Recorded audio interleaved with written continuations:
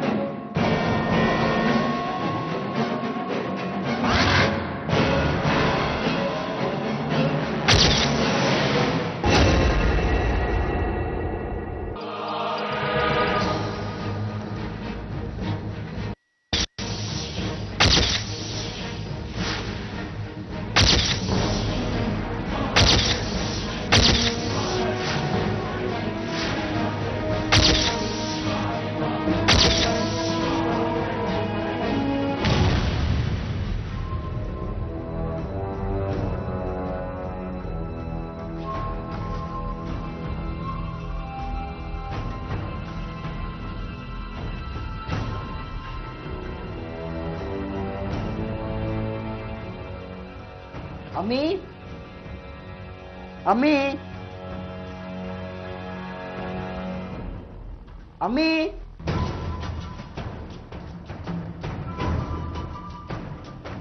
अम्मी अम्मी अम्मी अम्मी अम्मी अम्मी अम्मी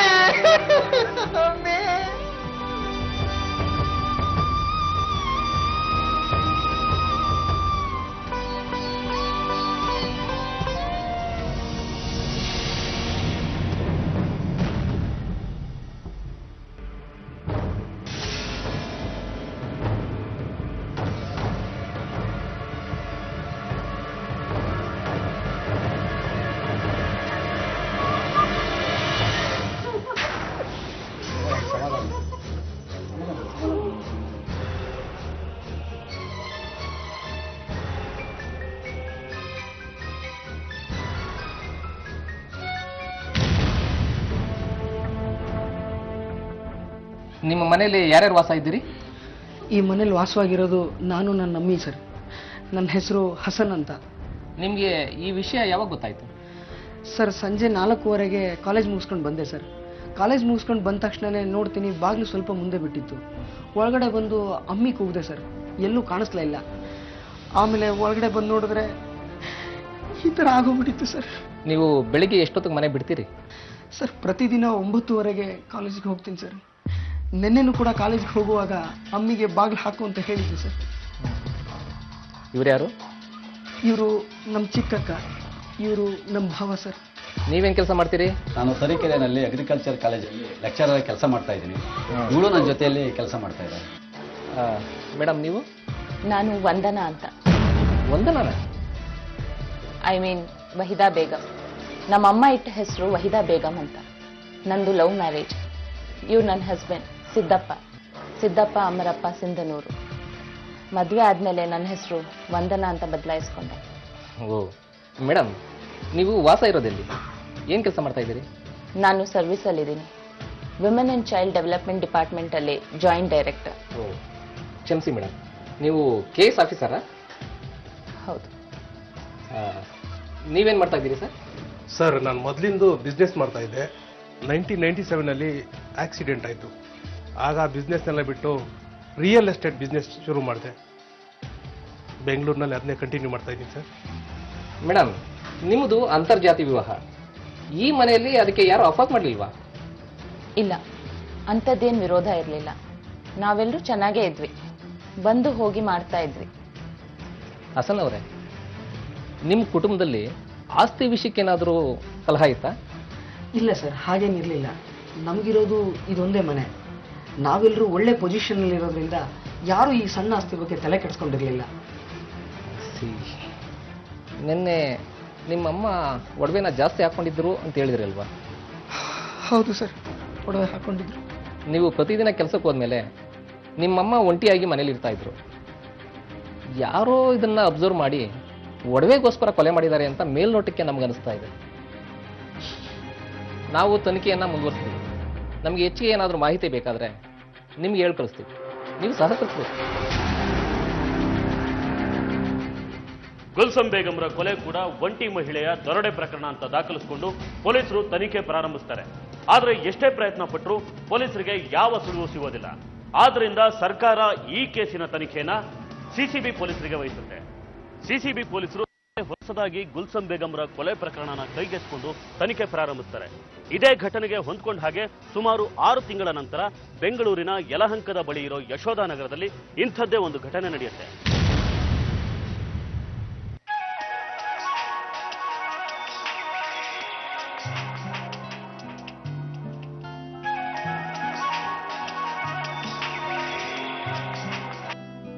ಹೇಳಿ ಮೌನ, ಹೇಗಿದ್ಯಮ್ಮ? ಅಡಿಗೆ ಎಲ್ಲ ಆಯ್ತಾ? ಏನ್ ಅಡ್ಗೆನಮ್ಮ? ಒಬ್ಬಳಿಗೆ ಎಷ್ಟು ಬೇಕು? ಬೆಳಿಗ್ಗೆ ಮಾಡಿದ್ರೆ ಅದೇ 3 ಹೊತ್ತು ಆಗುತ್ತೆ. ಯಾಕಮ್ಮ ಹಾಗೆ ಮಾಡ್ತಿ? 2 ಹೊತ್ತು ಚೆನ್ನಾಗಿ ಅಡಿಗೆ ಮಾಡ್ಕೊಂಡು ಊಟ ಮಾಡಕ್ಕಾಗಲ್ವಾ? ಅಯ್ಯೋ, ಮಾಡೋಕೇನ್ ಸೋಮಾರಿತನ ಅಲ್ವೇ? ಇರೋದು ಒಬ್ಳು, ನನ್ಗೊಬ್ಳಿಗೆ ಎಷ್ಟು ಬೇಕು? ಬೇಜಾರು ಮಾಡ್ಕೋಬೇಡಮ್ಮ. ಮಾನಸ ಫೋನ್ ಮಾಡಿದ್ಲಾ? ಹ್ಞೂ ಮಾಡಿದ್ಲು. ಸರಿ, ನೀನ್ ಆರಾಮಾಗಿದ್ಯಾ ಅಲ್ವಾ? ಏನ್ ಆರಾಮೋ ಏನೋ, ಬೆಂಗಳೂರಲ್ಲಿ ಬದುಕೋದೇ ಕಷ್ಟ ಆಗಿದೆ. ಯಾಕಮ್ಮ, ಏನಾಯ್ತು? ಮನೆ ಓನರು ದಿನ ಬಂದು ಜಗಳ ಕಾಯ್ತಾನೆ, ಮನೆ ಖಾಲಿ ಮಾಡು ಅಂತಾನೆ. ಏನ್ ಮಾಡ್ಲಿ? ನೀನೇನ್ ಯೋಚನೆ ಮಾಡ್ಬೇಡ, ನಾನು ನೆಕ್ಸ್ಟ್ ವೀಕ್ ಮನೆಗೆ ಬರ್ತೀನಿ. ನಾವು ಬೇರೆ ಮನೆ ನೋಡೋಣ. ನೀನು ಟೈಮ್ ಸರಿಯಾಗಿ ಊಟ ತಿಂಡಿ ಮಾಡ್ಕೊ, ಆರೋಗ್ಯನ ಚೆನ್ನಾಗಿ ನೋಡ್ಕೊ. ನಾನು ಫೋನ್ ಇಡ್ಲಾ? ಸರಿ ಕಣೆ.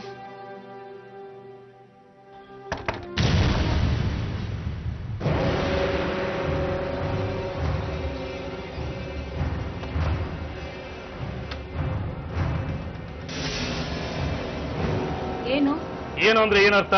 ಮನೆ ಯಾವಾಗ ಖಾಲಿ ಮಾಡ್ತೀರಾ ಹೇಳಿ. ಇದ್ದಕ್ಕಿದ್ದ ಹಾಗೆ ಖಾಲಿ ಮಾಡೋ ಅಂದ್ರೆ ಹಾಗೆ? ಮನೆ ಲೀಸ್ ಅಗ್ರಿಮೆಂಟ್ ಇನ್ನು 2 ತಿಂಗಳಿದೆ. ಲೀಸ್ ಅಗ್ರಿಮೆಂಟ್ ನ ಬೆಂಕಿಗೆ ಹಾಕು. ಮೊದಲು ಮನೆ ಖಾಲಿ ಮಾಡಿ. ನಾನು 2 ತಿಂಗಳಿಂದ ಹೇಳ್ತಾನೆ ಇದ್ದೀನಿ. ಈಗೀಗಂತ ಎಷ್ಟು ತಿಂಗಳಾಯ್ತು? ನೋಡಪ್ಪ, ನಾನಿರೋದು ಒಬ್ಳೆ ಹೆಂಗಸು. ಮನೆ ಖಾಲಿ ಮಾಡೋಕೆ ಯಾರ್ದಾದ್ರೂ ಹೆಲ್ಪ್ ಬೇಡ್ವಾ? ಮನೆ ಹುಡ್ಕೋದ್ ಬೇಡ್ವಾ? ನೋಡಮ್ಮ, ನೀನ್ ಏನ್ ಮಾಡ್ತೀವೋ ನನಗೆ ಗೊತ್ತಿಲ್ಲ. ಬೇಕಾದ್ರೆ ಯಾರು ಹೆಲ್ಪ್ ಆಗ್ತಾವೋ ಯಾರನ್ನಾರ ಕರೆಸುವ, ಒಟ್ಟಲ್ಲಿ ಮನೆ ಖಾಲಿ ಮಾಡಬೇಕು. ನಿನಗೊಂದು ವಾರ ಟೈಮ್ ಕೊಡ್ತೀನಿ. ಅಷ್ಟರಲ್ಲಿ ಎಲ್ಲಾ ಸಾಮಾನು ಎತ್ಕೊಂಡು ಆಚೆ ಹೋಗ್ಬೇಕು ಅಷ್ಟೇ. ಹೀಗೆಲ್ಲ ಮಾತಾಡಿದ್ರೆ ಖಾಲಿನೂ ಮಾಡಲ್ಲ, ಏನು ಮಾಡಲ್ಲ, ಇಲ್ಲೇ ಇರ್ತೀನಿ. ಏನು ಖಾಲಿ ಮಾಡಲ್ವಾ? ಖಾಲಿ ಮಾಡಲ್ಲ ಅಂದ್ರೆ ಎಲ್ಲ ಎತ್ತಿ ಆಚೆ ಹಾಕ್ತೀನಿ. ಅಷ್ಟು ಧೈರ್ಯ ಇದೆಯಾ? ಸರಿ, ಹಾಗಾದ್ರೆ ನೋಡೇ ಬಿಡ್ತೀನಿ ಅದು ಹೇಗೆ ಎತ್ತು ಹೊರಗೆ ಹಾಕ್ತೀಯ ಅಂತ. ಒಳ್ಳೆ ಮಾತನ್ನು ಹೇಳಿದ್ರೆ ನೀನ್ ಕೇಳಲ್ಲ ಅಲ್ವಾ? ನಿನಗೆ ಏನ್ ಮಾಡ್ಬೇಕು ಅಂತ ನಾನು ಚೆನ್ನಾಗಿ ಗೊತ್ತು, ಅದನ್ನೇ ಮಾಡ್ತೀನಿ. ಏನ್ ಮಾಡ್ಕೋತೀಯ ಮಾಡ್ಕೊ, ನಾನೇನ್ ಹೆದ್ರ ಹೆಂಗ್ಸಲ್ಲ. ಅಗ್ರಿಮೆಂಟ್ ಮುಗಿದ ಮೇಲೆ ನಾನು ಖಾಲಿ ಮಾಡೋದು. ಹಾ,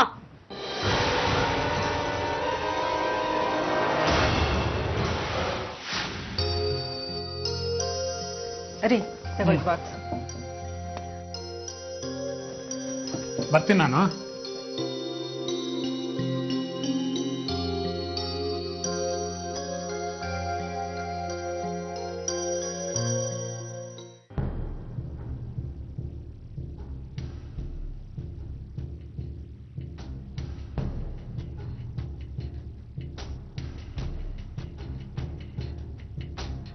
ಫೋನ್ ಸ್ವಿಚ್ ಆಫ್ ಬರ್ತಾ ಇದೆ. ಇನ್ನೊಂದು ಸ್ವಲ್ಪ ಟ್ರೈ ಮಾಡಿ.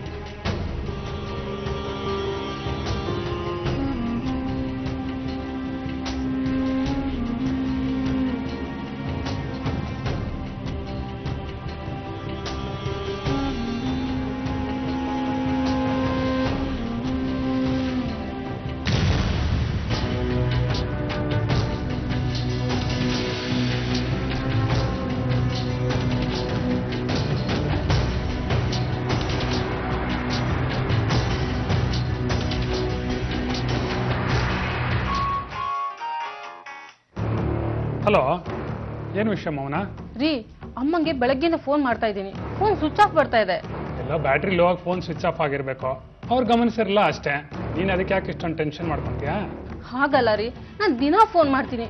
ನನ್ನ ಫೋನ್ ಬಂದಿಲ್ಲ ಅಂತ ಫೋನ್ ನೋಡಿದಿದ್ರೆ ಬ್ಯಾಟ್ರಿ ಲೋ ಆಗಿರೋದು ಗೊತ್ತಾಗಿರೋದಲ್ವಾ? ಇನ್ನೊಂದು ಅರ್ಧ ಗಂಟೆ ಬಿಟ್ಟು ಫೋನ್ ಮಾಡಿ ನೋಡು. ಬೇಡ, ನೀವು ಈಗಲೇ ಹೋಗಿ ಅಮ್ಮನ ನೋಡಿ ಮಾತಾಡ್ಸ್ಕೊಂಡು ಬನ್ನಿ. ಹುಷಾರಿಲ್ಲದೆ ಮಲಗಿದ್ರು ಮಲಗಿರ್ಬೋದು. ಸಂಜೆ ಬೇಗ ಬಂದ್ಬಿಡಿ. ಆಯ್ತು.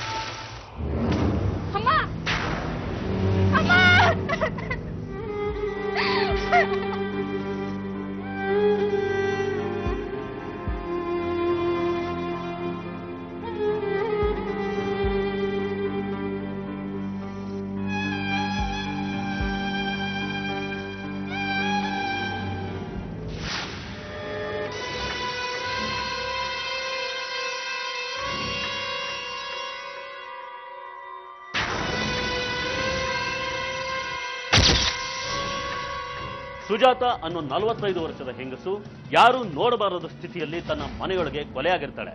ಆಕೆಯ ಕತ್ತನ್ನ ಕುಯ್ದು ಭೀಕರವಾಗಿ ಕೊಲೆ ಮಾಡಲಾಗಿರುತ್ತೆ. ಮನೆಯೊಳಗಿರೋ ಹಣ ಮತ್ತು ಒಡವೆಗಳನ್ನ ದೋಚಲಾಗಿರುತ್ತೆ. ಕೋಣೆಯೊಳಗೆ ತಿಂದುಳಿದ ಆಹಾರದ ಪ್ಯಾಕೆಟ್ಗಳು ಮತ್ತು ಲಿಕ್ಕರ್ ಬಾಟಲ್ಗಳು ಇದು ಪರಿಚಿತರದ ಕೆಲಸ ಅನ್ನೋದಕ್ಕೆ ಸಾಕ್ಷಿಯಾಗಿತ್ತು. ಆ ಮನೆ ಓನರ್ ಗಿರೀಶ್ ಪೊಲೀಸ್ ಇಲಾಖೆಯಲ್ಲಿ ಕೆಲಸ ನಿರ್ವಹಿಸಿದ್ರು. ಲೋಕಲ್ ಪೊಲೀಸರು ಈ ಒಂಟಿ ಮಹಿಳೆಯ ಕೊಲೆನ ಗಂಭೀರವಾಗಿ ತಗೊಂಡು ತನಿಖೆ ಪ್ರಾರಂಭಿಸ್ತಾರೆ. ಆದರೆ ಕಾರಣಾಂತರಗಳಿಂದ ಈ ಕೇಸನ್ನು ಕೂಡ ಸಿಸಿಬಿ ಪೊಲೀಸರಿಗೆ ವಹಿಸಲಾಗುತ್ತೆ. Hello sir. Hello Rajesh. Please sir, ಸಿಗತ್ತೆ. Thank you. ಹೇಳಿ ಸರ್, ಏನಾಗಬೇಕಾಗಿತ್ತು? ಸುಜಾತ ಅನ್ನೋ ಮಹಿಳೆ ಕೊಲೆ ಆಯ್ತಲ್ಲ, ಅದ್ರ ಬಗ್ಗೆ ಸ್ವಲ್ಪ ಡೀಟೇಲ್ಸ್ ಬೇಕಾಗಿತ್ತು. ಸರ್, ಈ ವಿಷಯಕ್ಕೆ ಸಂಬಂಧಪಟ್ಟಾಗೆ ಎಲ್ಲ ಡೀಟೇಲ್ಸು ಈ ಫೈಲಲ್ಲಿದೆ. ಹಾಗೆ ನಾನು ನೋಡಿದ್ದನ್ನು, ತನಿಖೆ ಮಾಡಿದ್ದನ್ನು ಎಲ್ಲ ಓವರಲ್ಲಾಗಿ ನಿಮಗೆ ಹೇಳ್ತೀನಿ. ಅದರಿಂದ ನಿಮಗೆ ಅನುಕೂಲ ಆಗಬಹುದು. ಹೇಳಿ. ಕೊಲೆಯಾದ ಸುಜಾತ ಮನೆಯಲ್ಲಿ ಯಾರ್ಯಾರಿದ್ರು? ಸರ್, ಆಕೆ ಒಂಟಿ ಹೆಂಗಸು. ಆಕೆ ಇದ್ದ ಮನೇನ 3 ವರ್ಷದಿಂದ ಲೀಸಿಗೆ ತಗೊಂಡಿದ್ಲು. ಇನ್ನು 2-3 ತಿಂಗಳಲ್ಲಿ ಲೀಸ್ ಅವಧಿ ಮುಗಿದು ಅವಳು ಮನೆ ಖಾಲಿ ಮಾಡೋಳಿದ್ಲು. ಆ ಮನೆ ಓನರು ಏನು ಮಾಡ್ತಾ ಇದ್ದಾರೆ? ಗಿರೀಶ್ ಅಂತ ಸರ್, ನಮ್ಮ ಡಿಪಾರ್ಟ್ಮೆಂಟಲ್ಲೇ ಕೆಲಸ ಮಾಡ್ತಾ ಇರೋದು. ಆಕೆಗೆ ಸಂಬಂಧಿಕರು ಯಾರು ಇರಲಿಲ್ವಾ? ಸುಜಾತ ಗಂಡ ಪ್ರೊಫೆಸರ್ ಆಗಿದ್ರು ಸರ್, ಬಹಳ ಹಿಂದೆನೇ ತೀರ್ಕೊಂಡಿದ್ದಾರೆ. ಆಕೆಗೆ 2 ಹೆಣ್ಣು ಮಕ್ಕಳಿದ್ದಾರೆ. ದೊಡ್ಡ ಮಗಳ ಹೆಸರು ಮೌನ ಅಂತ. ಆಕೆ ಮದುವೆ ಆಗಿ ಬೆಟ್ಟದ ಅಲ್ಸೂರಲ್ಲಿ ಮನೆ ಮಾಡ್ಕೊಂಡಿದ್ದಾಳೆ. ಆಕೆ ಗಂಡ ಪ್ರೈವೇಟ್ ಆಫೀಸಲ್ಲಿ ಕೆಲಸ ಮಾಡ್ತಾ ಇದ್ದಾನೆ. ಇನ್ನೊಬ್ಳು? ಆಕೆ ಹೆಸರು ಮಾನಸ ಅಂತ. ಲವ್ ಮ್ಯಾರೇಜ್ ಮಾಡಿಕೊಂಡು ಸೆಟ್ಲ್ ಆಗಿದ್ದಾಳೆ. ಅವಳು ಲವ್ ಮ್ಯಾರೇಜ್ ಮಾಡ್ಕೊಳ್ಳೋದು ಸುಜಾತೆಗೆ ಇಷ್ಟ ಇರಲಿಲ್ಲ. ಓ, ಅದಕ್ಕೆ ಮನೇಲಿ ಜಗಳ ಆಗಿರಬೇಕು. ರಾಜೇಶ್, ಈಗ ಅವಳು ಎಲ್ಲಿದ್ದಾಳೆ? ಸುಜಾತ ಫ್ಯಾಮಿಲಿ ಎಲ್ಲರೂ ಈಗ ಇಲ್ಲೇ ಇದ್ದಾರೆ. ಆಕೆ ಕೊಲೆಯಾದಾಗ ಎಲ್ಲರೂ ಸ್ಟೇಷನ್ಗೆ ಬಂದಿದ್ರು. ಬೇಕಾದ್ರೆ ಅವ್ರನ್ನ ಸ್ಟೇಷನ್ಗೆ ಕರ್ಸಲ ಸರ್? ಬೇಡ, ಅಗತ್ಯ ಬಿದ್ದರೆ ನಾವೇ ಕರ್ಸ್ಕೊತೀವಿ. ಸುಜಾತ ಏನು ಕೆಲಸ ಮಾಡ್ತಿದ್ಲು? ಆಕೆ ಫ್ಯಾಕ್ಟ್ರಿಯಿಂದ ಸೀರೆಗಳನ್ನ ಹೋಲ್ಸೇಲಾಗಿ ತಗೊಂಡು ರೀಟೇಲ್ ಆಗಿ ಮನೆಯಲ್ಲೇ ಮಾರ್ತಾ ಇದ್ಲಂತೆ. ಅದ್ರ ಜೊತೆಗೆ ರಿಯಲ್ ಎಸ್ಟೇಟ್ ಬಿಸ್ನೆಸ್ ಕೂಡ ಮಾಡ್ತಾ ಇದ್ಲಂತೆ. ಆದರೆ ಆಕೆ ಕೊಲೆ ಆದಾಗ ಆಕೆ ರೂಮಲ್ಲಿ ಸಿಕ್ಕ ವಸ್ತುಗಳನ್ನ ನೋಡಿದ್ರೆ ಬೇರೆ ಕಥೆನೇ ಕಾಣುತ್ತೆ. ತನಿಖೆ ಮಾಡಿದ್ರೆ ಎಲ್ಲ ಗೊತ್ತಾಗುತ್ತೆ.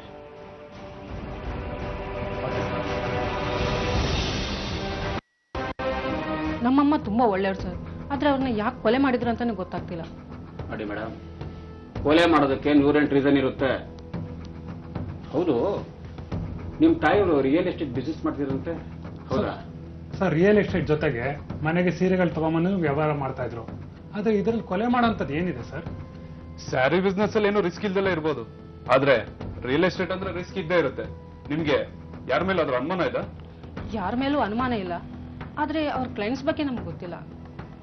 ನೋಡಿಮ್ಮ, ಡೆಡ್ ಬಾಡಿ ಸಿಕ್ಕಿದ ಜಾಗದಲ್ಲಿ ಮಹಜಾರ್ ಮಾಡಿದ್ರೆ ಅಕ್ಕಪಕ್ಕ ಡ್ರಿಂಕ್ಸ್ ಬಾಟ್ಲು ಸಿಕ್ಕಿದೆ, ಕಾಂಡಮ್ಸ್ ಪಾಕೆಟು ಸಿಕ್ಕಿದೆ. ದೇಹದ ಪರಿಸ್ಥಿತಿ ನೋಡಿದ್ರೆ ಬೇರೆ ಕಥೆನೇ ಹೇಳ್ತಾ ಇದೆ.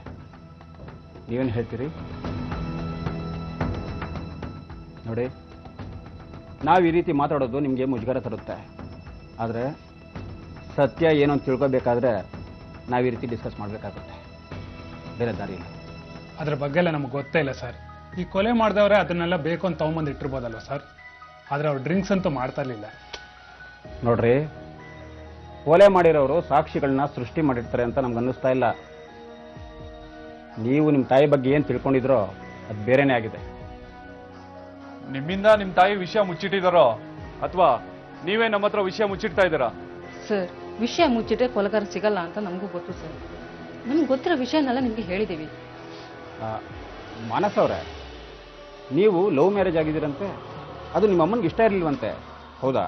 ಹೌದು ಸರ್, ಮೊದಲು ಬೇಡ ಅಂತ ಹೇಳಿದ್ರು, ನಾನು ಹಠ ಹಿಡಿದ್ಮೇಲೆ ಒಪ್ಕೊಂಡ್ರು. ಇವಾಗ ನಾವೆಲ್ಲ ಚೆನ್ನಾಗಿದ್ದೀವಿ. ಆದರೆ ನಿಮ್ಮ ಗಂಡನ ಕಂಡ್ರೆ ನಿಮ್ಮ ತಾಯಿಯವ್ರಿಗೆ ಅಷ್ಟಕ್ಕಷ್ಟೇ ಅಂತೆ. ಆಗಾಗ ನಿಮ್ಮ ಮನೇಲಿ ನಿಮ್ಮ ಗಂಡನಿಗೂ ನಿಮ್ಮ ತಾಯಿಯವ್ರಿಗೂ ಜಗಳ ಆಗ್ತಿತ್ತಂತೆ, ಹೌದಾ? ಏನ್ ಸರ್ ನೀವು ನನ್ನ ಮೇಲೆ ಅನುಮಾನ ಪಡ್ತಾ ಇದ್ದೀರಾ? ನೋಡ್ರಿ, ಅನುಮಾನ ಪಡೆದೇ ಇರೋಕ್ಕಾಗಲ್ಲ. ತನಿಖೆ ಮಾಡಬೇಕಂದ್ರೆ ಅನುಮಾನ ಪಡಬೇಕಾಗುತ್ತೆ. ಸರಿ, ಅವ್ರ ಹತ್ರ ಕೊನೆ ಸಾರಿ ಯಾರು ಮಾತಾಡಿದ್ದು? ನಾನೇ ಸರ್ ಮಾತಾಡಿದ್ದು. 19 ತಾರೀಕು ಮಧ್ಯಾಹ್ನ ಕಾಲ್ ಮಾಡಿದ್ದೆ. ಆಮೇಲೆ ಮಾರನೇ ಬೆಳಗ್ಗೆ ಕಾಲ್ ಮಾಡಿದಾಗ ಫೋನ್ ಸ್ವಿಚ್ ಆಫ್ ಆಗಿತ್ತು. ಸರಿ ಮೇಡಮ್, ಅವರು ನಿಮ್ಮ ಜೊತೆ ಮಾತಾಡಬೇಕಂದ್ರೆ ವಿಶೇಷವಾದ ವಿಚಾರ ಏನಾದರೂ ಹೇಳಿದ್ರಾ? ಆ ಥರ ಏನೂ ಹೇಳಿಲ್ಲ ಸರ್. ಆದರೆ ಮನೆ ಓನರ್ ಮನೆ ಖಾಲಿ ಮಾಡಿ ಅಂತ ಗಲಾಟೆ ಮಾಡ್ತಾನೆ ಅಂತ ಹೇಳ್ತಾ ಇದ್ರು. ನನಗೇನೋ ಅವನ ಮೇಲೆ ಅನುಮಾನ. ನೋಡಿ, ಅನುಮಾನ ಪಡೋದು ತಪ್ಪಲ್ಲ. ಇಂಥ ಸಮಯದಲ್ಲಿ ಎಲ್ಲರ ಮೇಲೂ ಅನುಮಾನ ಬರುತ್ತೆ. ನಾವು ವಿಚಾರಣೆ ಮಾಡ್ತೀವಿ. ನೋಡಿ, ಏನಾದರೂ ವಿಚಾರಣೆ ಇದ್ದರೆ ಸ್ಟೇಷನ್ ಬರಬೇಕಾಗುತ್ತೆ. ಓಕೆ?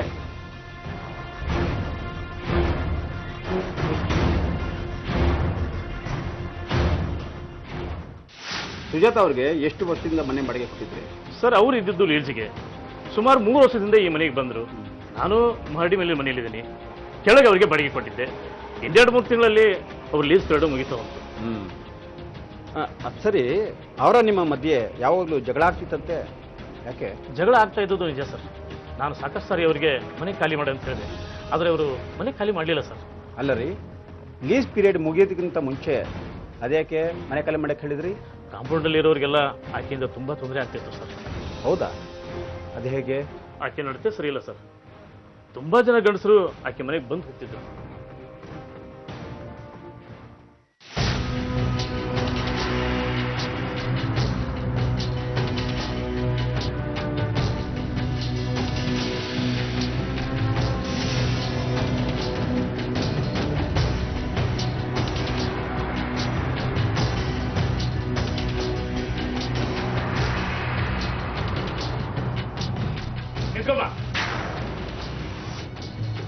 ಏನು ಏನಿದು ದಿನ ದಿನದಿಂದ ಅತಿ ಆಗ್ತಾ ಇದೆ? ಏನ್ ಅತಿ ಆಯ್ತು? ಅಂಥದ್ದು ಏನಾಗಿದೆ ಈಗ? ಯಾರವರು ಗಂಡಸರು? ಹೀಗೆ ದಿನ ದಿನ ಗಂಡಸರು ಬರ್ತಾ ಇದೆ, ಏನರ್ಥ? ಏನಾಯ್ತು ಗಂಡಸರು ಬಂದ್ರೆ? ಅದಕ್ಕೆ ಯಾಕೆ ಅನುಮಾನ ಪಡ್ತೀಯಾ? ಅನುಮಾನ ಯಾಕಂದ್ರೆ ನೀನು ಒಬ್ಬಳೆ ಹೆಂಗಸು, ಹೀಗೆ ದಿನಾಲು ಗಂಡಸರು ಬಂದು ಹೋಗ್ತಾ ಇದ್ರೆ ಏನರ್ಥ? ಏನರ್ಥ? ನಾನ್ ಬಿಸ್ನೆಸ್ ಮಾಡ್ತಿದ್ದೀನಿ. ಏನ್ ಬಿಸ್ನೆಸ್ ನಿಮ್ದು? ಯಾಕೆ ನಿನ್ಗೆ ಗೊತ್ತಿಲ್ವಾ? ಮನೆಯಲ್ಲಿ ಬಟ್ಟೆ ಮಾರ್ತೀನಿ, ರಿಯಲ್ ಎಸ್ಟೇಟ್ ಬಿಸ್ನೆಸ್ ಮಾಡ್ತೀನಿ. ನೋಡು, ನೀ ಬಟ್ಟೆನಾದ್ರೂ ಮಾರ್ಕೋ, ಇನ್ನೇನಾದ್ರೂ ಮಾರ್ಕೋ. ನಾನು ಮನೆ ಕಟ್ಟಿರೋದು ಸಂಸಾರ ಮಾಡೋಕೆ, ಬಿಸ್ನೆಸ್ ಮಾಡಕ್ಕಲ್ಲ. ನೀನು ಬಿಸ್ನೆಸ್ ಮಾಡ್ಲೇಬೇಕು ಅಂತಿದ್ರೆ ಬೇರೆ ಆಫೀಸ್ ಮಾಡ್ಕೋ. ಬೇರೆ ಕಡೆ ಆಫೀಸ್ ಯಾಕೆ ಮಾಡ್ಲಿ? 2 ಕಡೆ ಬಾಡಿಗೆ ಯಾರು ಕಟ್ತಾರೆ? ಅದು ನಿನ್ನ ಪ್ರಾಬ್ಲಮ್. ದಿನಾಲೂ ಒಬ್ರಲ್ಲ ಒಬ್ರು ಗಂಡಸರು ಮನೆಯಲ್ಲಿ ಇದ್ದೇ ಇರ್ತಾರೆ. ಮೊನ್ನೆ ಬೆಳಗಿನ ಜಾವ 4 ಗಂಟೆಗೆ ಒಬ್ಬ ಎದ್ದು ಹೋಗ್ತಾ ಇದ್ದ. ಇದನ್ನೆಲ್ಲ ನೋಡ್ಕೊಂಡು ನಾನು ಸುಮ್ಮನೆ ಇರಕ್ಕಾಗಲ್ಲ. ಮೊದಲು ಜಾಗ ಖಾಲಿ ಮಾಡು. ನೋಡು, ಏನೇನೋ ಮಾತಾಡ್ಬೇಡ. ನಾನು ಅಂತ ಹೆಂಗ್ಸಲ್ಲ, ನಾನು ನ್ಯಾಯವಾಗಿ ಬದುಕ್ತಿದ್ದೀನಿ. ನೋಡು, ಈ ಕಥೆಯೆಲ್ಲ ನನ್ನ ಹತ್ರ ಹೇಳ್ಬೇಡ. ನಾಳೆ ಏನಾದ್ರೂ ಹೆಚ್ಚು ಕಡಿಮೆ ಆದ್ರೆ ಯಾರು ಹೊಣೆ? ಇನ್ನು ಅಡ್ವಾನ್ಸ್ ದುಡ್ಡು ಬಿಸಾಕ್ತೀನಿ, ಮೊದಲು ಜಾಗ ಖಾಲಿ ಮಾಡು. ನೋಡು, ಲೀಸ್ ಅಗ್ರಿಮೆಂಟ್ ಮುಗಿಯೋವರೆಗೂ ನಾನು ಖಾಲಿ ಮಾಡಲ್ಲ. ನೀನ್ ಏನ್ ಮಾಡ್ಕೋತೀಯೋ ಮಾಡ್ಕೋ. ಹೀಗೆ ಸರ್, ಬಂದು ಹೋಗೋರಿಗೆ ಲೆಕ್ಕನೇ ಇಲ್ಲ. ನಾನೇ ಸ್ವಲ್ಪ ಬೆದರಿಸಿ ಬಲವಂತವಾಗಿ ಮನೆ ಖಾಲಿ ಮಾಡಿಸೋಣ ಅಂತಿದ್ದೆ. ಅಷ್ಟರಲ್ಲಿ ಹೀಗಾಗೋಯ್ತು ಸರ್, ಪಾಪ. ಏನ್ರಿ? ಈಗ ತಾನೇ ಅವಳ ಮೇಲೆ ಇಷ್ಟುದ್ದ ಕಂಪ್ಲೇಂಟ್ ಹೇಳಿದ್ರಿ, ಈಗ ನೋಡಿದ್ರೆ ಪಾಪ ಅಂತ ಹೇಳ್ತಿದ್ದೀರಾ ಏನೋ? ನಾಟಕ ಆಡ್ತಿದ್ದೀರಾ? ನಾನೇಕ್ ಸರ್ ನಾಟಕ ಆಡ್ಲಿ ಸರ್? ಈ ಮನೆ ಕಟ್ಸಿ 3 ವರ್ಷ ಆಯ್ತು. ಈ ತರ ಆದ್ರೆ ಯಾರು ಸರ್ ಬಾಡಿಗೆ ಬರ್ತಾರೆ? ಬಾಡಿಗೆ ಬಂದ್ರೇನೆ ಬ್ಯಾಂಕ್ ಅಂತೂ ಕಟ್ಟಕ್ಕಾಗೋದು. ಆಯ್ತಾಯ್ತು. ಏನಾದರೂ ಬೇಕಾದಾಗ ಸ್ಟೇಷನ್ಗೆ ಹೇಳಿ ಕಳಿಸ್ತೀವಿ, ಬರಬೇಕು. ಹೊಸ ಸುದ್ದಿ ತಿಳಿದ್ರೆ ಬಂದು ಹೇಳಿ.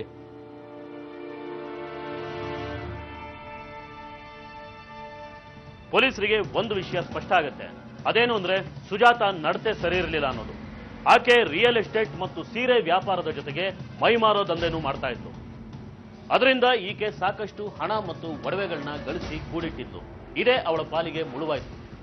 ಆದ್ರೆ ಈಕೆ ಇಂಥ ಅನೈತಿಕ ಕೆಲಸದಲ್ಲಿ ತೊಡ್ಕೊಂಡಿರೋದು ಅಕ್ಕಪಕ್ಕದವರಿಗೆ ಸಂಶಯ ಬರೋ ಹಾಗಿದ್ರು ಸ್ವತಃ ತನ್ನ ಮಕ್ಕಳಿಗೆ ಗೊತ್ತಿರಲಿಲ್ಲ. ಅಷ್ಟರ ಮಟ್ಟಿಗೆ ಗೌಪ್ಯತೆನ ಕಾಪಾಡಿಕೊಂಡಿದ್ಲು. ಪೊಲೀಸರ ತನಿಖೆಗೆ ಇದು ಅಡ್ಡಿಯಾಯಿತು.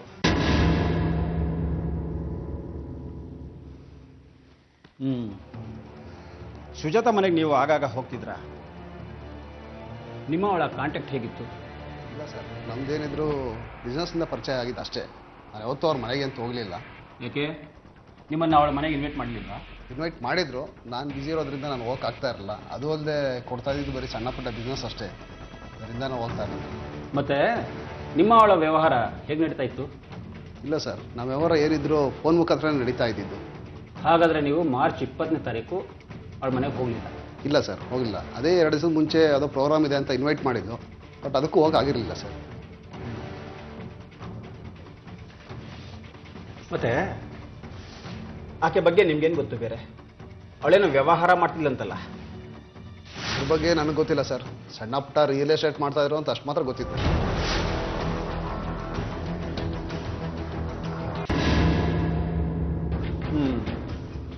ಏನ್ರಿ ಮಿಸ್ಟರ್ ಕರುಣಾಕರನ್, ಸುಜಾತ ಮನೆಗೆ ಆಗಾಗ ಹೋಗಿ ಬರ್ತಿದ್ರಂತೆ? ಹೌದು ಸರ್, ಹೋಗ್ತಾ ಇದ್ದೆ. ಯಾಕೆ? ಸ್ವಲ್ಪ ವ್ಯವಹಾರ ಇತ್ತು. ವ್ಯವಹಾರಕ್ಕೆ ಅಂತ ತುಂಬ ಸರಿ ಹೋಗಿದ್ದೀರಂತೆ? ಇಲ್ಲ ಸರ್, 4-5 ಸರಿ ಹೋಗಿದ್ದೆ. ಅವಳು ಬೇರೆ ಥರ ವ್ಯವಹಾರದಲ್ಲಿ ಇದ್ದಾಳೆ ಅಂತ ಗೊತ್ತಾಯ್ತು ಸರ್. ಅವ್ರ ಮನೆಗೆ ಹೋಗೋದು ಬಿಟ್ಬಿಟ್ಟೆ ಸರ್.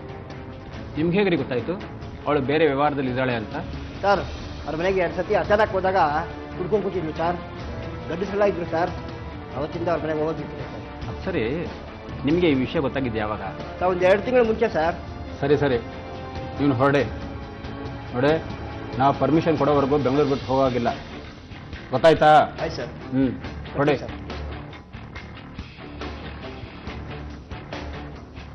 ನೋಡ್ರಿ, ಈ ಕರುಣಾಕರನ್ ಮೇಲೆ ಕಣ್ಣಿಡಿ. ತುಂಬ ನಾಟಕ ಆಡ್ತಾವನು. ಓಕೆ ಸರ್, ನಮ್ಮ ಇನ್ಫಾರ್ಮರ್ನ ನಾನು ಹಿಂದೆ ಬಿಡ್ತೀನಿ ಸರ್.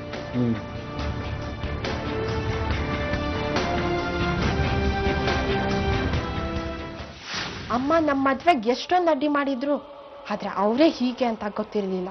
ಹೊರಗಡೆ ಗುರುತು ಪರಿಚಯ ಇರೋರ ಎದುರುಗಡೆ ತಲೆ ಎತ್ಕೊಂಡು ಓಡಾಡೋದೇ ಕಷ್ಟ ಆಗ್ಬಿಟ್ಟಿದೆ. ಛೆ, ಎಂತ ಕೆಲಸ ಮಾಡ್ಬಿಟ್ಲು. ಪೇಪರ್ಲಿ ದೊಡ್ಡ ಫೋಟೋ ಸಮೇತ ನ್ಯೂಸ್ ಹಾಕಿದ್ದಾರೆ.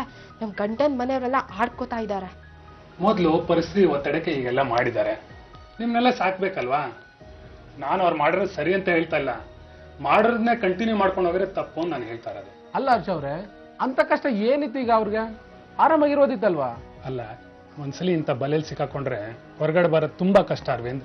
ಕೆಟ್ಟ ಜನ ನೆಮ್ಮದಿಯಾಗಿರಕ್ ಬಿಡಲ್ಲ. ನಾವು ಅವ್ರನ್ನ ಸರಿಯಾಗಿ ಗಮನಿಸಲಿಲ್ಲ. ಇಲ್ಲ ಅಂದ್ರೆ ಈ ದುರಂತನ ತಪ್ಪಿಸ್ಬೋದಾಗಿತ್ತು.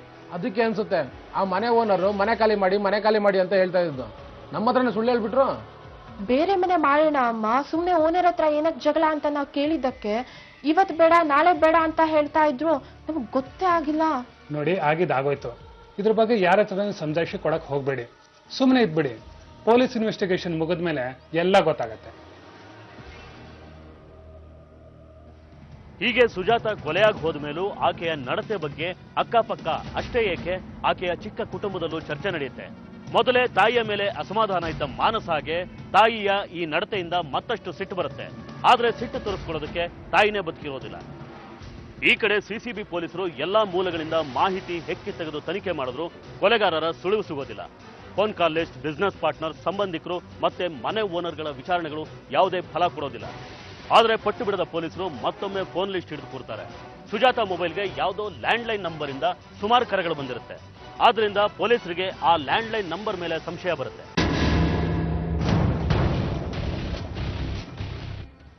ಇನ್ನು ಬನ್ನಿ. ಆ್ಯಕ್ಚುಲಿ ಇದು ಲ್ಯಾಂಡ್ಲೈನ್ ನಂಬರ್ ಸರ್. ಈ ನಂಬರ್ಗೆ 2 ದಿನದಿಂದ ಎಷ್ಟು ಕಾಲ್ ಬಂದಿದೆ ಚೆಕ್ ಮಾಡಿ.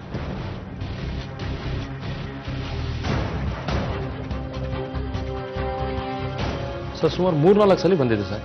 ಪ್ರತಿದಿನ 1 ಸಲ ಇಲ್ಲ 2 ಸಲ ಬಂದಿದೆ ಸರ್. ಔಟ್ ಗೋಯಿಂಗ್ ಇದೆಯಾ ನೋಡ್ರಿ.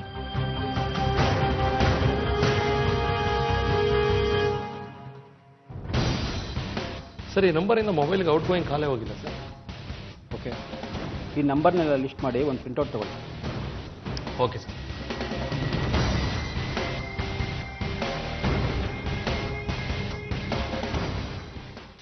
ಅಲ್ಲ ರೀ, ಒಬ್ಬೊಬ್ರು 2-3 ಮೊಬೈಲ್ ಇಟ್ಕೊಳ್ಳೋ ಈ ಕಾಲದಲ್ಲಿ ಕಾಯಿನ್ ಬುತ್ತಿಂದ ಫೋನ್ ಮಾಡಿದ್ದಾರೆ ಅಂದರೆ ಏನಾಗಿದೆ? ಸರ್ ಈ ನಂಬರು ಆನಂದರಾವ್ ಸರ್ಕಲ್ ಹತ್ರ ಇರೋ ಕಾಯಿನ್ ಬೂತಿಂದ ಮಾಡಿದ್ದಾರೆ. ಆದ್ರೆ ಯಾರು ಮಾಡಿದ್ದಾರೆ ಅಂತ ಗೊತ್ತಾಗ್ತಾ ಇಲ್ಲ. ಹೇಗೆ ಸರ್ ಟ್ರೇಸ್ ಔಟ್ ಮಾಡೋದು? ನೀವೊಂದು ಕೆಲಸ ಮಾಡಿ, ಆ ರಿಯಲ್ ಎಸ್ಟೇಟ್ ಅವ್ರನ್ನ ಕರೆಸಿ, ಅವ್ರಿಗೆ ಈ ಲ್ಯಾಂಡ್ಲೈನ್ ನಂಬರ್ ತೋರಿಸಿದ್ರೆ ಯಾರು ಅಂತ ಗೊತ್ತಾಗುತ್ತೆ. ಸರಿ ಸರ್.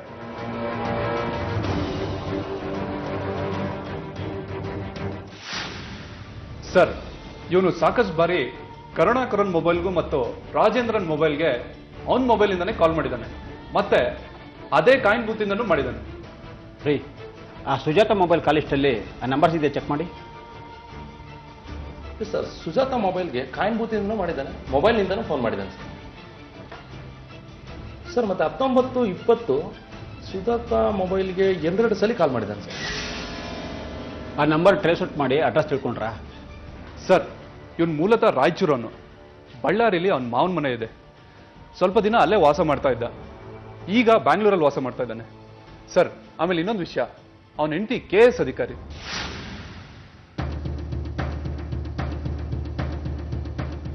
ನೀವೊಂದು ಕೆಲಸ ಮಾಡಿ, ಬಳ್ಳಾರಿ ಮತ್ತು ರಾಯಚೂರು ಪೊಲೀಸ್ ಸ್ಟೇಷನ್ಗೆ ಹೋಗಿ ಅವನ ಬಗ್ಗೆ ಡೀಟೇಲ್ಸ್ ಕಲೆಕ್ಟ್ ಮಾಡಿ. ಆದಷ್ಟು ಬೇಗ ಅವನ ಡೀಟೇಲ್ ನಮಗೆ ಬೇಕು. ಸರ್ ನಮಸ್ತೆ. ನಮಸ್ಕಾರ. ನನ್ನ ಹೆಸರು ಸ್ವಾಮಿ ಅಂತ, ಬ್ಯಾಂಗ್ಳೂರ್ CCB ಬ್ರಾಂಚಿಂದ ಬರ್ತಾ ಇದ್ದೀನಿ. ಕುಳಿತುಕೊಳ್ಳಿ. ಏನು ವಿಷಯ? ಸರ್ ಇತ್ತೀಚೆಗೆ ಬ್ಯಾಂಗ್ಳೂರಲ್ಲಿ ಸುಜಾತ ಅಂತ ಒಂದು ಒಂಟಿ ಮೇಲೆ ಕೊಲೆ ಆಯ್ತಲ್ಲ, ಅದ್ರ ಸಸ್ಪೆಕ್ಟ್ ಒಬ್ರು ಬಳ್ಳಾರಿಯವರು. ನನಗೆ ಅದ್ರ ಡೀಟೇಲ್ಸ್ ನಿಮ್ಮ ಹತ್ರ ಬೇಕಾಯಿತು. ಯಾರು? ಏನು ಅವ್ರ ಹೆಸರು? ಸರ್ ಆ ಡೀಟೇಲ್ಸ್ ಈ ಫೈಲಲ್ಲಿದೆ, ನೀವು ರೆಫರ್ ಮಾಡ್ಬೋದು. ಓ ಇವರಾ? ಇವ್ರ ಡೀಟೇಲ್ಸು ನಮ್ಮಲ್ಲೇ ಇದೆ ನೋಡಿ. ಗುಲ್ಸಾನ್ ಬೇಗಮ್ದು ಫೈಲ್ ಕೊಡಿ. 4-5 ತಿಂಗಳ ಹಿಂದೆ ಒಂಟಿ ಮಹಿಳೆ ಕೊಲೆ ಆಯಿತು. ಇದರಲ್ಲಿ ಅವ್ರ ಡೀಟೇಲ್ಸ್ ಇದೆ.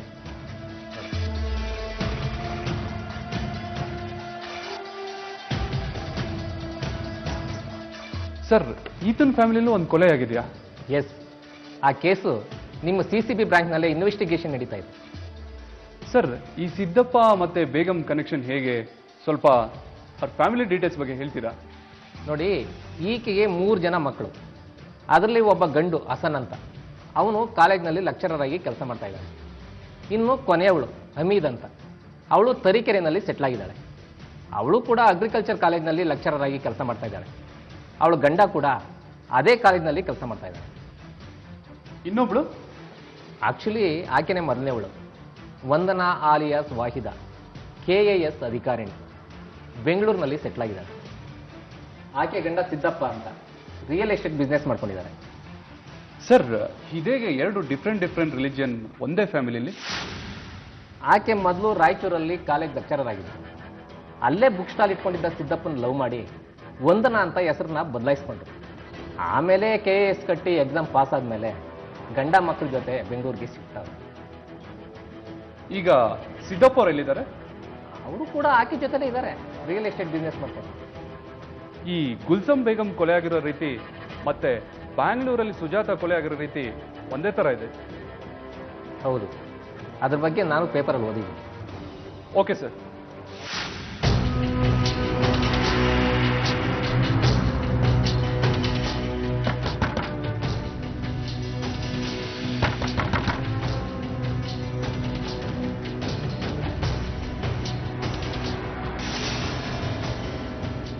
ಸಿದ್ದಪ್ಪರ ಮನೆ ಇದೇನಾ? ಹೌದು. ಯಾಕೆ? ಅವರಿದ್ರೆ ಕಳಿಸ್ಕೊಡಿ. ಯಾಕೆ? ಎನ್ಕ್ವೈರಿ ಇತ್ತು ಮೇಡಮ್. ಏನ್ ಎಂಕ್ವೈರಿ? ಒಂದು ಕೊಲೆ ಕೇಸಿನ ಬಗ್ಗೆ. ಏನ್ರಿ ಮಾತಾಡ್ತಾ ಇದ್ದೀರಾ ನೀವು? ನಿಮ್ಗೆಲ್ಲೋ ಮಿಸ್ಅಂಡರ್ಸ್ಟ್ಯಾಂಡಿಂಗ್ ಆಗಿದೆ. ಅವ್ರು ಕೊಲೆ ಮಾಡೋ ಅಂತವ್ರಲ್ಲ. ನಾನು KAS ಆಫೀಸರ್, ಅವ್ರು ನನ್ನ ಹಸ್ಬೆಂಡ್. ಏನ್ ಮಾತಾಡ್ತಾ ಇದ್ದೀರಾ ನೀವು?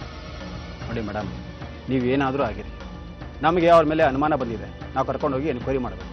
ಪ್ಲೀಸ್. ಅವ್ರಿಗೆ ಮನೇಲಿ ಇಲ್ಲ, ಎಲ್ಲಿ ಹೋಗಿದ್ದಾರೆ? ಬಿಸ್ನೆಸ್ ಮೇಲೆ ಹೊರಗೆ ಹೋಗಿದ್ದಾರೆ. ಒಂದು ಕೆಲಸ ಮಾಡಿ, ಅವ್ರ ಮನೆಗೆ ಬಂದಾಗ ನೀವೇ CCB ಆಫೀಸ್ಗೆ ಕರ್ಕೊಂಡು ಬನ್ನಿ. ಇಲ್ಲ ಅಂದರೆ ವಾರಂಟ್ ಇಶ್ಯೂ ಮಾಡ್ತೀವಿ. ಆಯ್ತು, ಅದು ನಾನು ನೋಡ್ಕೋತೀನಿ. ನೀವಿನ್ ಹೊರಡಿ.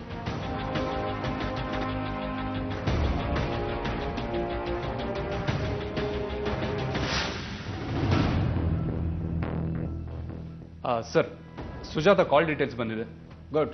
ನೀವೊಂದು ಕೆಲಸ ಮಾಡಿ, day and night incoming out going calls ಹೆಚ್ಚಿಗೆ ಯಾರು ಮಾಡಿದ್ದಾರೆ ಅದನ್ನು ಸಪ್ರೇಟ್ ಲೀಸ್ಟ್ ಮಾಡಿ. ಸರ್, ನಾನು ಆಲ್ರೆಡಿ ಕಾಲ್ ಲಿಸ್ಟ್ ರೆಡಿ ಮಾಡಿದ್ದೀನಿ. 3-4 ಜನ ಈಕೆ ಒಟ್ಟಿಗೆ ರಿಯಲ್ ಎಸ್ಟೇಟ್ ವಿಚಾರವಾಗಿ ಮಾತಾಡ್ತಾ ಇದ್ರು. ಆಗಾಗ ಫೋನ್ ಮಾಡ್ತಾ ಇದ್ರು.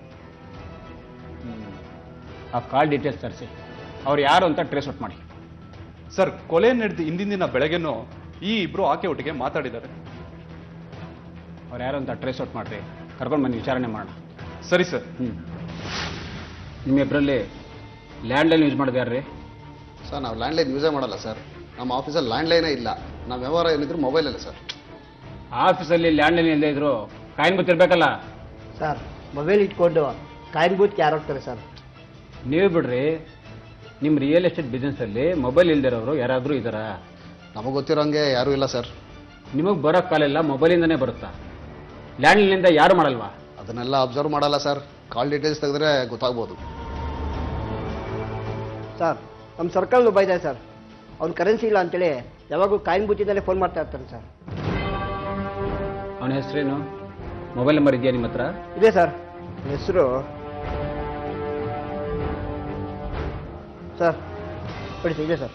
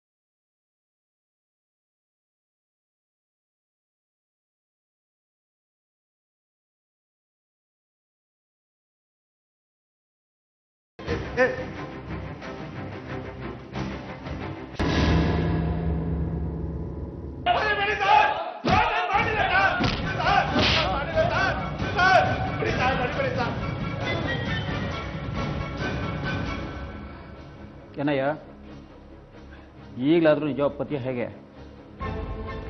ಒಡವೆ ಆಸೆಗೆ ಸುಜಾತನ ಮತ್ತೆ ನಿಮ್ಮ ಅತ್ತೆನ ಕೊಲೆ ಮಾಡಿದ್ ನೀನೆ ಅಂತ ನಮಗೆ ಚೆನ್ನಾಗಿ ಗೊತ್ತು. ಹೌದು ಸರ್, 2 ಕೊಲೆನೂ ನಾನೇ ಮಾಡಿದೆ ಸರ್. ಸರಿ, ಏನೇನು ಮಾಡಿದೆ ಅಂತ ಎಲ್ಲ ಡೀಟೇಲಾಗಿ ಹೇಳು. ನನ್ನ ರಿಯಲ್ ಎಸ್ಟೇಟ್ ಬಿಸ್ನೆಸ್ನಲ್ಲಿ ಹೇಳ್ಕೊಳ್ಳೋ ಅಂಥ ಆದಾಯ ಇರಲಿಲ್ಲ ಸರ್. ಖರ್ಚು ಬೇಕಾದಾಗಲೂ ನನ್ನ ಹೆಂಡತಿ ಕೇಳಬೇಕಾಗಿತ್ತು. ಆಗ ನನಗೆ ತುಂಬ ಅವಮಾನ ಆಗ್ತಿತ್ತು. ಹೀಗಿರುವಾಗ ನನ್ನ ಮಗಳು ಮದುವೆ ಫಿಕ್ಸ್ ಆಯಿತು ಸರ್. ಮಗಳು ಮದುವೆಗೆ ತಂದೆಯಾಗಿ ಸ್ವಲ್ಪನಾದರೂ ಹಣ ಹೊಂದಿದೆ ಇದ್ರೆ ಹೇಗೆ ಸರ್? ನಾನು ಎಲ್ಲ ಕಡೆ ಪ್ರಯತ್ನ ಪಟ್ಟೆ, ಎಲ್ಲೂ ಸಿಕ್ಕಲಿಲ್ಲ ಸರ್. ಆಗ ನೆನಪಾಗಿದ್ದೆ ನಮ್ಮ ಅತ್ತೆ ಮೈ ಮೇಲಿನ ಒಡವೆ. ನಮ್ಮ ಅತ್ತೆ ಮನೆಯಲ್ಲಿ ಒಂಟಿಯಾಗಿರ್ತಾರೆ, ಟೈಮ್ ನೋಡಿ ಆಕೆನ ಕೊಲೆ ಮಾಡಿದರೆ ಒಡವೆ ಸಿಗುತ್ತೆ ಅಂತ ಈ ಪ್ಲಾನ್ ಮಾಡಿದೆ ಸರ್.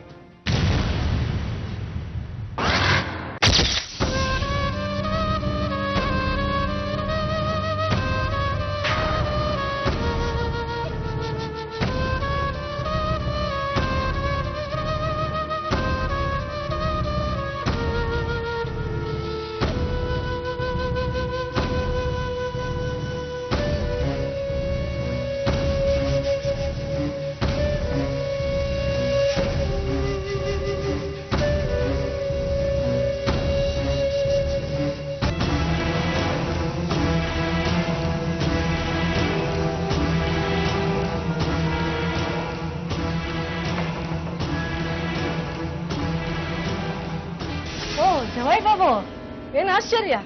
ಬನ್ನಿ ಒಳಗ್ ಬನ್ನಿ, ಕೂತ್ಕೊಳ್ಳಿ. ನಿನ್ನೆ ವೈದ ಫೋನ್ ಮಾಡಿದಾಗ ನೀವು ಬರೋ ವಿಷಯ ಹೇಳೇ ಇಲ್ವಲ್ಲ?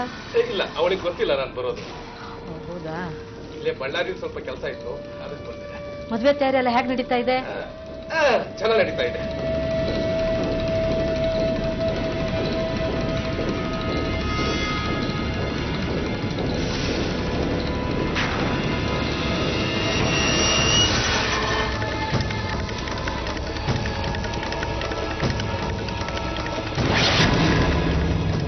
ಇವತ್ತು ಊಟ ಮಾಡ್ಕೊಂಡೇ ಹೋಗ್ಬೇಕು.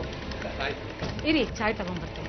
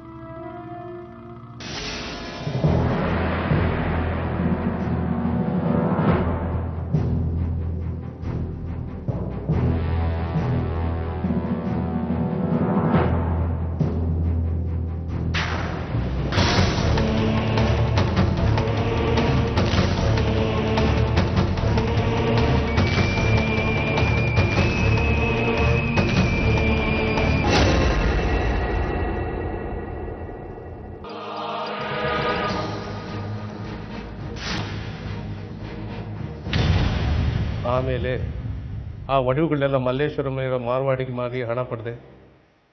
ನನ್ನ ಹೆಂಡತಿಗೆ ರಿಯಲ್ ಎಸ್ಟೇಟಲ್ಲಿ ಬಂದಿದ್ದು ಅಂತ ಸುಳ್ಳು ಹೇಳಿದೆ. ಅತ್ತೆ ಒಡವೆ ಮಾರಿದ ದುಡ್ಡೆಲ್ಲ ನನ್ನ ಮಗಳು ಮದುವೆಗೆ ಖರ್ಚಾಗೋಯ್ತು ಸರ್. ಆಮೇಲೆ ಕುಡಿಯೋಕ್ಕೆ ತಿನ್ನೋಕ್ಕೆ ಮಜಾ ಮಾಡೋಕ್ಕೆ ಅಂತ ಇವ್ರ ಹತ್ರ ಸಾಲ ಮಾಡಿದೆ. ಸುಜಾತ ನಿನಗೆ ಹೆಂಗೆ ಪರಿಚಯ? ಅವಳು ರಿಯಲ್ ಎಸ್ಟೇಟ್ ಬಿಸ್ನೆಸ್ ಮಾಡ್ತಾ ಇದ್ಲಲ್ಲ ಸರ್, ಹಾಗಾಗಿ ಪರಿಚಯ ಆಯಿತು. ನಾನು ಆವಾಗವಾಗ ಅವ್ರ ಮನೆಗೆ ಹೋಗ್ತಾ ಇದ್ದೆ.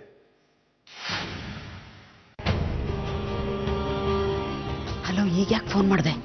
ಯಾಕೆ ಫೋನ್ ಮಾಡ್ತಾರೆ? ಬರಲ್ಲ ಇವತ್ತು?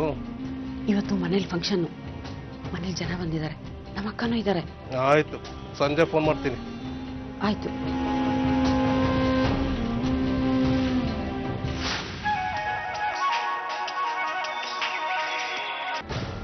ಹಲೋ. ಹೇ ಸುಜಾತ, ಎಲ್ಲರೂ ಹೊಟ್ಟೋದ್ರಾ? ಹೋದ್ರು. ಬರಲ್ಲ ಇವತ್ತು? ನಾನು ಬ್ಯುಸಿ ಇದ್ದೀನಿ, ಸಾಯಂಕಾಲ ಬಾ. ಆಯ್ತು, ರಾತ್ರಿ 10 ಗಂಟೆಗೆ ಬರ್ತೀನಿ. ಎಲ್ಲ ರೆಡಿ ಮಾಡ್ಕೋ. ನಾನೇನು ಅಡುಗೆ ಮಾಡಲ್ಲ, ಬರೋವಾಗ ಬಿರಿಯಾನಿ ತಗೊಂಬಾ, ಹಾಗೆ ನನ್ನ ಮಾಮೂಲಿ. ಇದಕ್ಕೇನು ಕಮ್ಮಿ ಇಲ್ಲ. ನೀನು 4 ದಿನದ್ದು ಒಟ್ಟಿಗೆ ಕುಡಿತೀವ ಹೆಂಗೆ? ಆಯ್ತಾಯ್ತು, ಬರ್ತೀನಿ ರಾತ್ರಿಗೆ. ಆಯ್ತು, ಓಕೆ.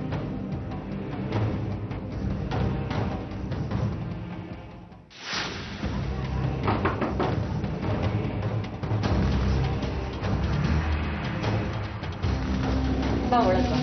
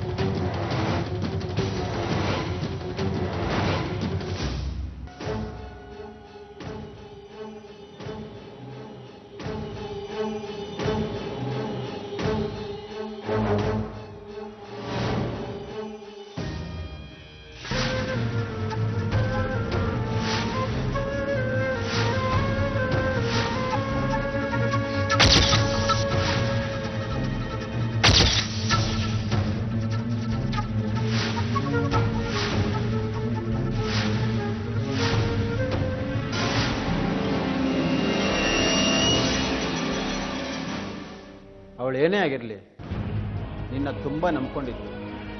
ನಿಮ್ಮತ್ತೆ ನಿನ್ನ ಮೇಲೆ ನಂಬಿಕೆಯಿಂದ ಮಗಳನ್ನೇ ಕೊಟ್ಟು ಮದುವೆ ಮಾಡಿದ್ರು. ಅಂಥವಳ ಕತ್ತೆ ಕುಯ್ದ್ಬಿಟ್ಟೆಲೆ ನೀನು ನಿಮ್ಮಂಥವ್ರನ್ನ ನೇಣಿಗೆಲ್ಸ್ತೀನಿ.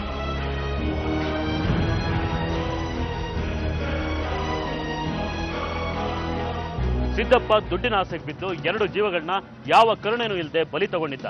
ದುಡ್ಡಿನ ಆಸೆ ಬಿಟ್ರೆ ಅವನಿಗೆ ಅವ್ರ ಮೇಲೆ ಯಾವುದೇ ದ್ವೇಷ ಇರಲಿಲ್ಲ. ದುಶ್ಚಟಗಳು ಮನುಷ್ಯನ ಯಾವ ಸ್ಥಿತಿಗೆ ತಂದು ನಿಲ್ಲಿಸುತ್ತೆ ಅನ್ನೋದಕ್ಕೆ ಸಿದ್ದಪ್ಪ ಒಂದು ಜೀವಂತ ಉದಾಹರಣೆ. ದಿನನಿತ್ಯ ನೋಡೋ ಸಾವಿರಾರು ಜನರಲ್ಲಿ ಇಂತಹ ಪಾತಕಿಗಳು ಒಬ್ಬರೋ ಇಬ್ಬರೋ ಇರಬಹುದು, ಆದರೆ ಅವರು ಯಾರು ಅಂತ ಯಾರಿಗೂ ಗೊತ್ತಿರೋದಿಲ್ಲ. ಹಾಗಾಗಿ ನಮ್ಮ ಪ್ರತಿಯೊಂದು ಹೆಜ್ಜೆನ ಎಚ್ಚರಿಕೆಯಿಂದ ಇಡಬೇಕು ಅಂತ ಹೇಳ್ತಾ ಇವತ್ತಿನ ಸಂಚಿಕೆನ ಇಲ್ಲಿಗೆ ಮುಗಿಸ್ತಾ ಇದ್ದೀವಿ.